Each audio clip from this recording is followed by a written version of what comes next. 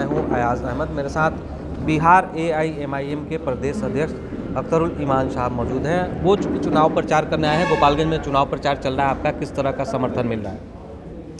मैं समझता हूँ जिन लोगों से मिला हूँ, जिन बस्तियों तक अभी चला हूँ, तो मुझे नौजवानों से मिलने का इत्तेफाक हुआ, बुज़ुर्गों से मिलने का इत्तेफाक हुआ, तो मैं समझता हूँ कि किसान मज़दूर सबों के दरमियान में MIM के तई ये खुशी की लहर है। वो समझते हैं कि बरसों बाद मेरे दर्द की दवा, मेरे ज़ख्म के मरहम को लेकर कोई आया है, इसलिए हम बहुत पुरुमीद हैं और बहुत ही हौसलामंद हैं। अच्छा, जैसे महागठबंधन भी चुनाव लड़ी है, BJP भी लड़ रही है, साधु यादव की पत्नी भी लड़ी है, उसमें MIM अपने को कहाँ देख रहा है? ये तो हमारे लड़े, सबको ही लड़े। मैं समझता हूँ MIM अपने आप को बहुत मजबूत पा रही है। MIM के जो वोटर रहे हैं बुनियादी तौर पर, उनका जो बेस वोट है, वो ये समझते रहे हैं कि लोग वोट हमारा, राज तुम्हारा, ये नहीं चलेगा। जितना वोट हमारा है उतना हिस्सा हमको चाहिए। इस मुल्क में वक़ार के साथ जीने के लिए मंदिर और मस्जिदों के मीनारे नहीं बल्कि क़यादत के मीनारों में हिस्सा होना चाहिए। यही वजह है कि सत्ते में साझेदारी वक्त की बड़ी पुकार है, उसके लिए हमारे नौजवान खड़े हो रहे हैं। अच्छा, काफ़ी दिनों से आरोप लगता रहा है कि AIMIM पार्टी जो है BJP का B टीम है। ऐसे में यहाँ भी नेता आरोप लगा रहे हैं। वो लगाएंगे, खिसियानी बिल्ली खम्बा नोचे। मामला ये है कि जिनका चाल चरित्र खुद ही ठीक नहीं होता है, वो दूसरे पर आरोप लगाता है। कोई माई का लाल है जो इसका सबूत दे सकता है? बल्कि सच्ची बात यही है, पूरे देश के स्तर पर BJP के नापाक इरादों और उनके गैर आईनी अमल के खिलाफ कोई पार्टी आवाज़ उठाती है तो उसका नाम MIM है। उस लीडर का नाम बैरिस्टर असदुद्दीन अवैसी है। उसके अलावे दूसरे लोग चूड़ी पहन कर रहते हैं, उनके मुंह में आवाज़ भी नहीं आती। या दूसरे लोग ये कहते हैं कि भले ही है BJP इस तरह अक़लियतों के खिलाफ आवाज़ लगाती है तो ताकि अक़लियत का वोट डर के मारे मेरे आगोश में आ जाए। ये तो दोगले राजनीति लोग कर रहे हैं, मुनाफिकाना रविश, कि वो माइनॉरिटी को गाली सुनवाना चाहते हैं और उस खौफ के तई वोट उनका बटोरना चाहते हैं। यहाँ एक पूर्व विधायक है, उन्होंने वैसी के बारे में कुछ अपशब्द कहा था, क्या कुछ कहें? मैं तो कहूँगा कि अल्लाह ऐसे लोगों को हिदायत दे कि जिनको अपने और गैर की तमीज़ भी नहीं, और जो ग़ुलामी में इस हद तक गिर जाए कि वो अपनों को भी गैर समझ कर बैठें। मैं दावे के साथ कहता हूँ, चाहे भाजपा का नेता हो, चाहे राजद का नेता हो, जदयू का नेता हो, कोई अपने हम जात के बारे में इस तरह का जुमला नहीं बोलता, या फिर कोई सभ्य नेता किसी भी ज़ात के बारे में इस तरह का जुमला नहीं बोलता।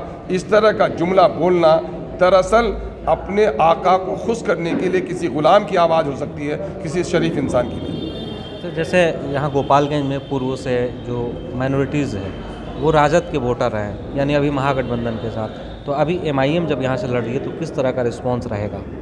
देखिए, ये बात जहन से निकाल लीजिए कि माइनॉरिटी के वोट किसी की ज़मींदारी नहीं है, किसी की हकदारी नहीं है, कि माइनॉरिटी का वोट किसी का रखेल नहीं है। अरे भाई, कल नहीं थे हम। मैं तो कहता हूँ, एक औरत के आगोश में बच्चा अगर नहीं है तो पड़ोसन के बच्चे को गोद में लेती है। जब अपना बच्चा आगोश हो तो फिर दूसरों को भूल जाती है। तो मैं समझता हूँ कि MIM आई है और उनके मसाइल पर बात करती है, तो अब दूसरे की तरफ जाने का सवाल कहाँ पैदा होता है?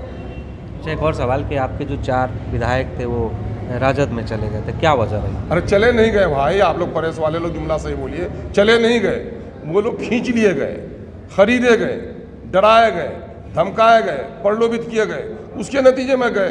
पाँव छुड़वा कर वजारत दी गई तो नहीं जाएगा आदमी? नहीं देखे अब मेरे यहाँ से जाते जाते उसकी इज्जत का खाक में मिल गई। तो ये जलील लोग थे, बेज़मीर लोग थे, उनके चले जाने का आप कहेंगे कि मुझको कुछ वो लोग भी प्रचार प्रसार कर रहे हैं। आप प्रचार प्रसार उनसे खुद पूछिए कि उनका ज़मीर क्या बोलता है, उनकी ज़बान क्या बोलती है। अच्छा, यहाँ से सीट आपकी निकल जाती है तो क्या करेंगे आप लोग? यकीनन है कि गोपालगंज के आवाम की जो उम्मीदें हैं और जो जायज़ उम्मीदें हैं, जो यहाँ के बुनियादी मसाइल हैं, उसको हल करने के लिए पूरी पामर्दी के साथ लड़ाई लड़ेंगे और पूरे बिहार के दलितों, पिछड़ों, शोषितों, वंचितों की आवाज़ बनेंगे। क्या एक ही कास्ट की पार्टी है क्या, ये ऐसा लोग बिल्कुल कहते नहीं, हैं? बिल्कुल नहीं, बिल्कुल नहीं।